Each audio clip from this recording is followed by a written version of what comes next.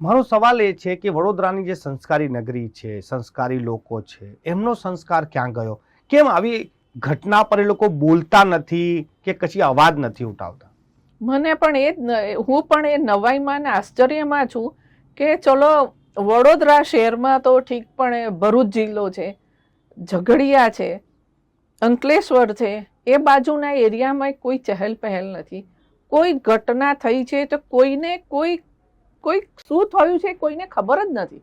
બધાને બધી ખબર છે, પણ અત્યારે માણસ છે ને, માણસનું માનસ છે ને, સ્વાર્થમાં એટલું બધું રચાઈ ગયું છે કે હું મારું કરી લઉં, મને મારું જોઈ લેવા દો. એમાં ખાલી 15-20 દિવસ પોતાની છોકરી માટે એવો વિચાર છે, આપણી છોકરીનું ધ્યાન રાખજો, હા, 15-20 દિવસ આ માણસના મગજમાં આ વસ્તુ હશે, પછી જેમ હશે ને એમ બધા ચાલ્યા કરશે.